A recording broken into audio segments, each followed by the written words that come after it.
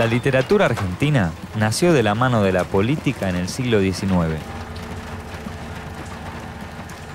Nuestros primeros escritores fueron intelectuales, gobernantes, militares y periodistas. Sus libros quedaron como el relato de una época, una pintura del pasado que nos permite pensar y conocer nuestra historia. Me propongo encerrar las primeras páginas de nuestra literatura en historietas. Dibujar aquellos relatos fundacionales que fueron ensayo, ficción y novela. Un pasado que quedó para siempre impreso en Argentina.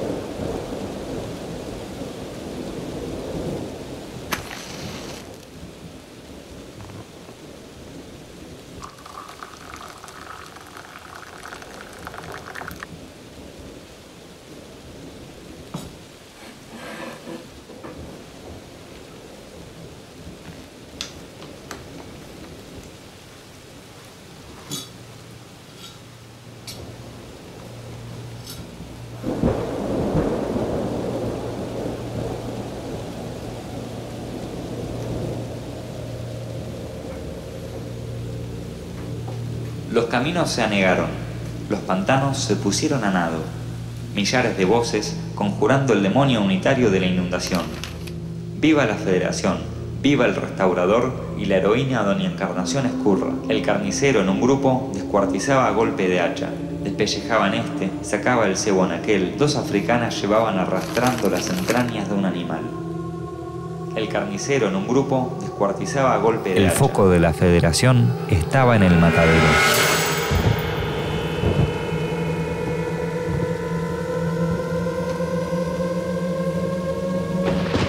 El foco de la Federación estaba en el matadero.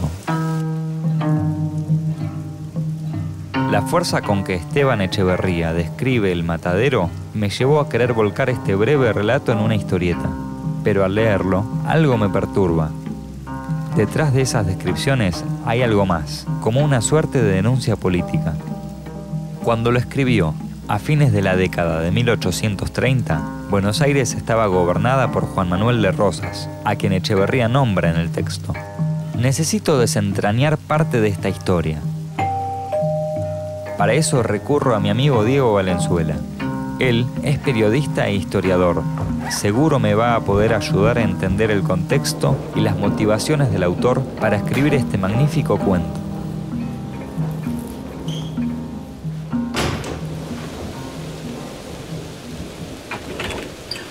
¿Qué haces, Juan? Diego, ¿Cómo va? ¿todo bien? Muy bien. Gusto verte, ¿eh? Gracias por pasar a visitarme. No, un placer. Así que dejá las cosas ahí, A ver. en la silla. Vamos para allá. ¿Cómo no? Síganme los buenos. ¿En qué texto estás trabajando? Y enganché el matadero ahora. Epa, El Matadero, el primer cuento de la literatura argentina. Sí, ¿sabes? Me llamó la atención que tiene como un gran tinte irónico, ¿no? Como calculo que cuando se publicó debe haber generado un revuelo bastante grande. Sí, lo paradójico es que no se publica en Vida de Echeverría. Pero ¿querés algo de tomar, querés? Dale, gaseosa, agua. Dale. No, te decía Sí. que Echeverría muere en el 51. Lo escribe a fines de los 30. Si lo hubiera publicado en ese momento, quizá lo hubieran matado. Recién se conoce Mucho después. en el 71. 20 años 20 después de que murió Echeverría. Lo publicó un amigo de él. Sí. Así es. Así que no hubo revuelo en la época porque no se lo conoció durante la época Rossi.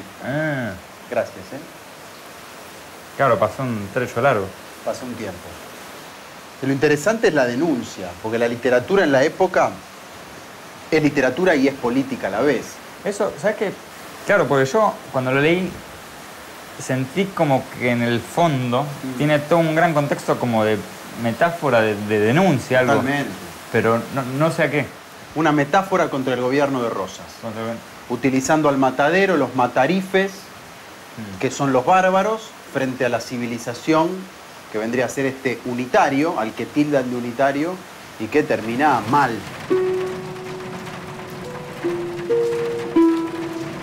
Si te parece, te puedo mandar unas entrevistas que seguro te van a ayudar. Pásamelas, dale.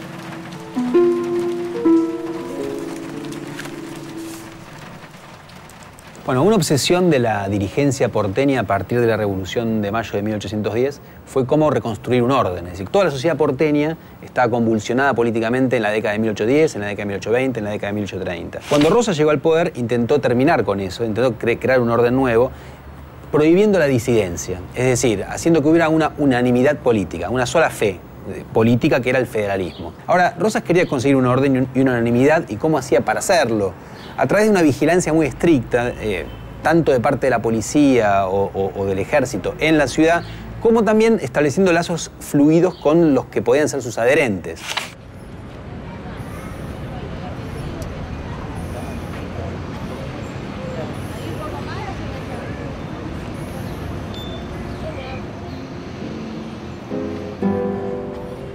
En este lugar, que hoy ocupa el Parque España, es donde funcionaba el matadero del Alto.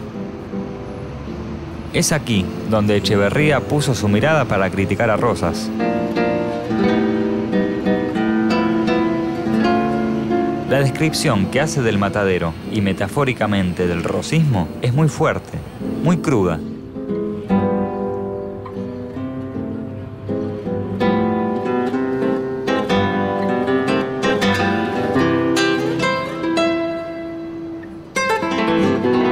Vine en busca de inspiración, pero solo veo niños jugando. Nada más opuesto a la sangre que corre por las páginas del matadero. Rosas no solo deseaba que no hubiera oposición a su gobierno en la provincia de Buenos Aires, sino que además los ciudadanos porteños debían expresar a toda hora y todos los días su adhesión fervorosa al régimen de Rosas.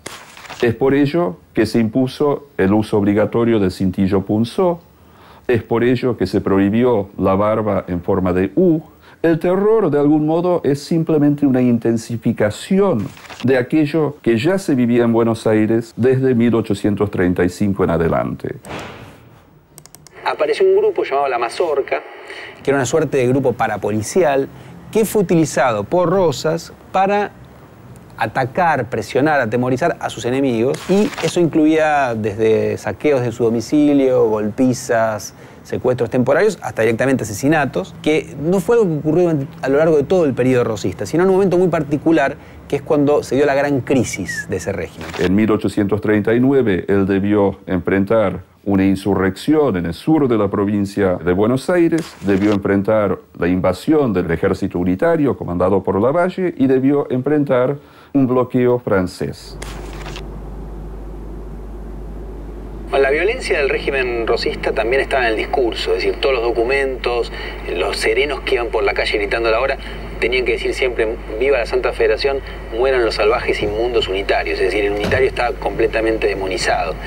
Y ese punto fue lo que más criticaron todos los opositores al régimen. Otra cosa que le criticaban los opositores a Rosas, además de este aspecto totalitario, era su filiación con lo popular. Este aspecto que había igualitarista en el federalismo molestaba mucho a los opositores a Rosas, que eran personajes de la élite.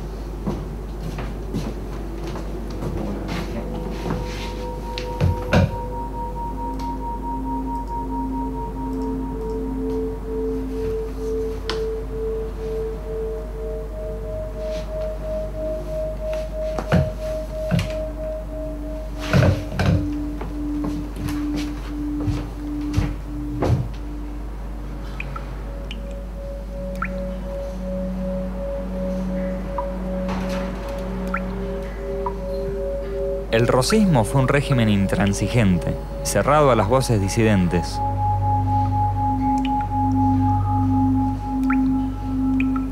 Ahora puedo comprender mejor a aquellos que, como Echeverría, tuvieron que huir hacia otras latitudes para protegerse de la amenaza federal.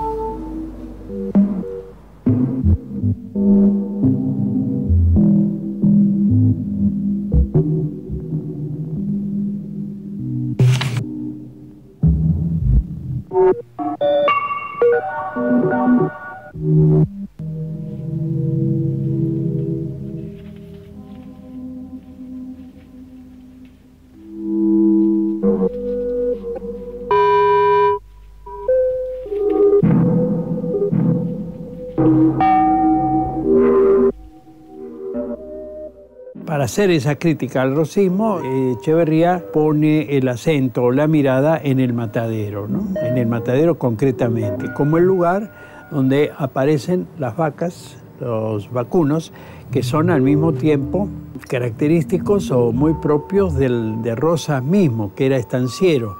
En segundo lugar, el matadero es el lugar del sacrificio de los animales, lo cual convoca a una serie de personajes pintorescos que, según la tradición antirrosista, eran la tropa de Rosas, los sostenedores de Rosas, el mundo de Rosas, ¿no?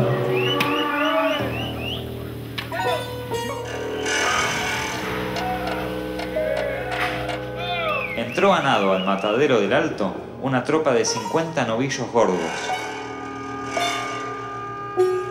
Los matarifes, cuchillo en mano, brazo y pecho desnudos, cabello largo y revuelto, camisa, chiripá y rostro embadurnado de sangre, desguazaban al animal. Ahí en ese aquelarre, ¿no?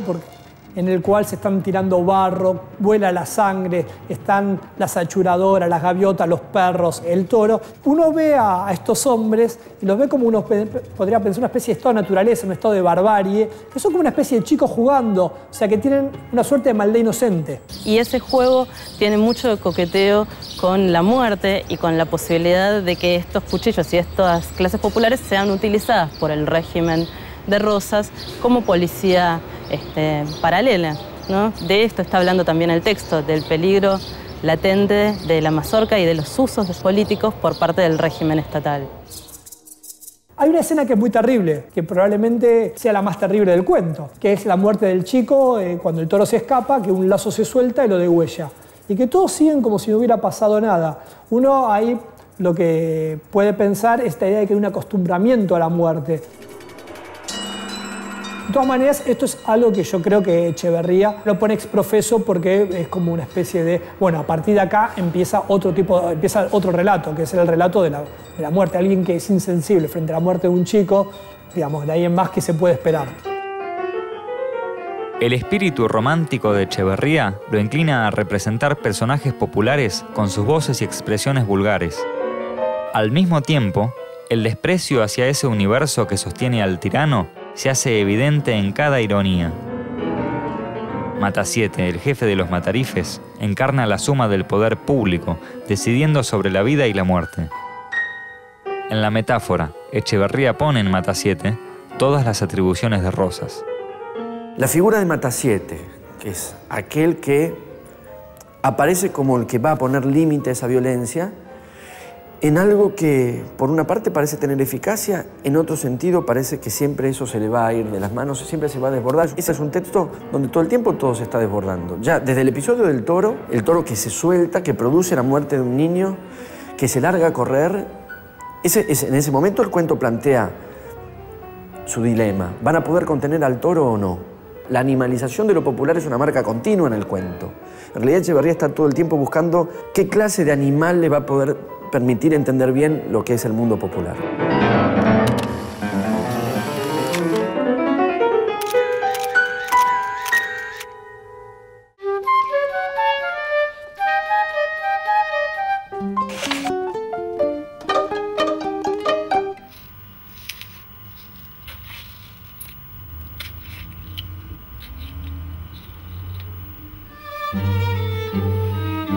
Me fui del matadero con muchísimas imágenes útiles para mi trabajo.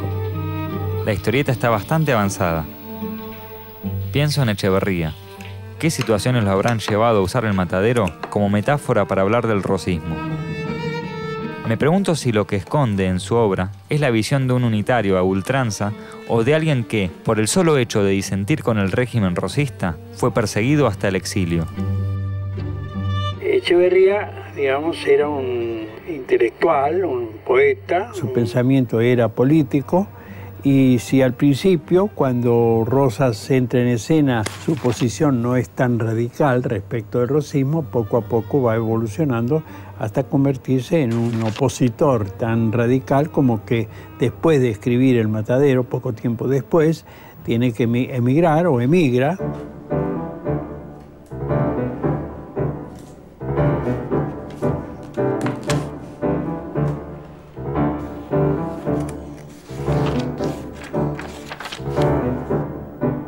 José Esteban Echeverría nació en 1805 en Buenos Aires, en el barrio del Alto, hoy San Telmo. Tuvo una infancia modesta. Atraído por los libros desde joven, se anotó en la universidad, pero solo cursó 2 años. Mientras trabajaba como empleado en una empresa de comercio exterior, fue enviado a París, de donde volvió impactado por el romanticismo. De vuelta en el puerto de Buenos Aires, se definió como literato. Tenía 25 años. Ya en la ciudad, se unió a un grupo de jóvenes intelectuales con los que se reunía en la librería de Marcos Sastre. Allí, en 1837, Echeverría, Sastre, Juan María Gutiérrez, José Mármol y Juan Bautista Alberdi fundaron el Salón Literario. Más tarde, se la conoció como la generación del 37. Es una generación muy importante en la historia política y cultural argentina y latinoamericana. Es el primer grupo en fijarse como tarea la construcción de la nación argentina a partir de la idea de la necesidad de la construcción de una cultura y una identidad nacional. Y en ese sentido, Echeverría tuvo un rol muy importante porque fue el primero entre ellos que logró dar a luz producciones literarias, poéticas, que pasaban para sus contemporáneos como una expresión de lo que podía ser una literatura nacional.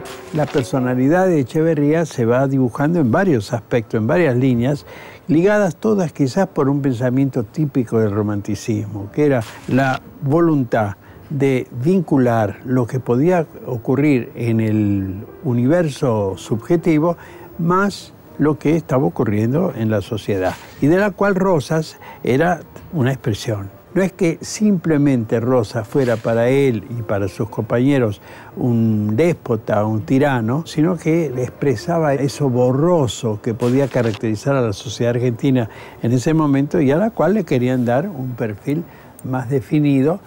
Lo que yo no entiendo es cómo Echeverría, siendo un escritor, un poeta, participa en la política. Y era muy común en la época. No pienses en la literatura de hoy. El que escribía en el siglo XIX hacía política. Muchos hacían la guerra, gobernaban, hacían las leyes, escribían los periódicos, todo en una misma persona.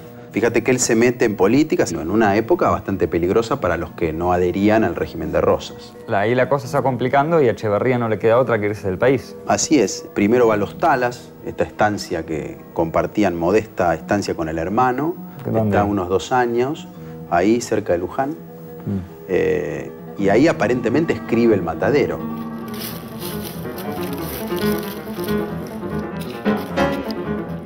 Y ahí está huyendo ya, entre el régimen rosista que se puso duro, el bloqueo francés y especialmente el fracaso de la expedición de Lavalle.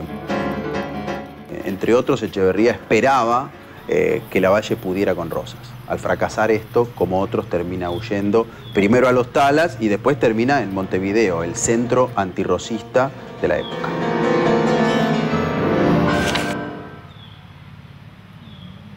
Ahí viene un unitario, dice uno de los matarifes, y cree reconocerlo por el aspecto. Lleva la patilla en forma de U, no trae divisa en el frac, ni luto en el sombrero, la mazorca con él. El narrador prácticamente nunca a ese joven lo llama joven unitario, nunca lo llama unitario. Los que lo llaman unitario son los gauchos o los matarifes.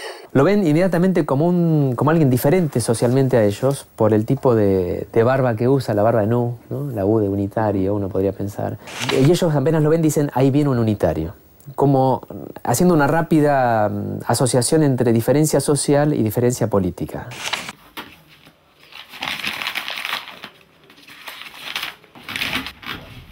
Rosas inventó el término unitario para aglutinar a todo opositor. Por ejemplo, los miembros de la generación del 37, como Echeverría o más tarde Mármol, no eran ni unitarios ni federales disidentes, eran un nuevo grupo, pero también fueron agrupados con el nombre de unitarios, porque todo aquel que se opusiera al régimen era unitario.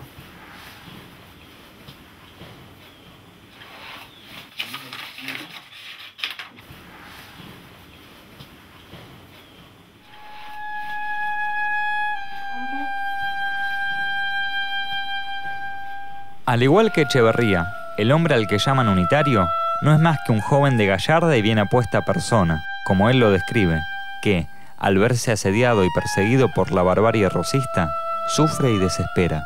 Cuando los matarifes le preguntan por qué no lleva luto por la muerte de la esposa de Rosas, él responde: porque lo llevo en el corazón, por la patria que vosotros habéis asesinado, infames. Después de enfrentarse con Matasiete, el joven es colocado sobre una mesa para ser azotado con un látigo.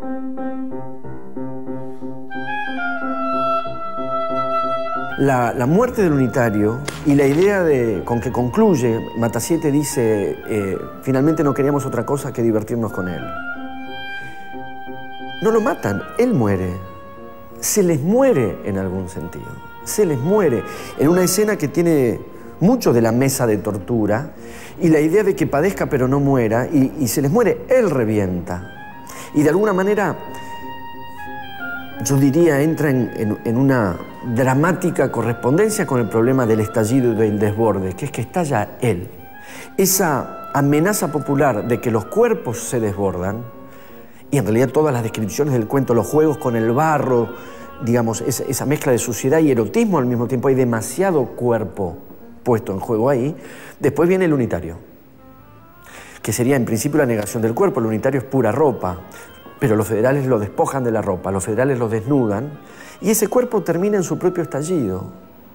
Revienta literalmente y se les muere a los federales en los que es para ellos mismos un desborde de violencia.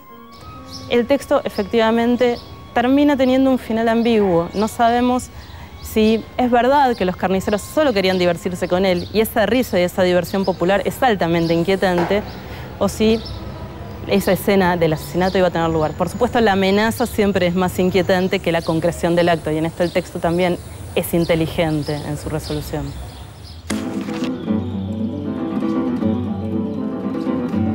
Torturado, muere de rabia. El joven es un héroe romántico que desborda por la amenaza rosista. En 1841, enfermo de cuerpo y de espíritu, Echeverría se instaló en Montevideo. Solo, en la pobreza, murió en 1851. Tenía 45 años. No lo mataron, murió, seguramente lleno de rabia y de tristeza, como el presunto unitario. El matadero fue editado 20 años más tarde, en 1871. Su amigo, Juan María Gutiérrez, fue quien rescató el texto que consagró a Echeverría como uno de los fundadores de la literatura argentina.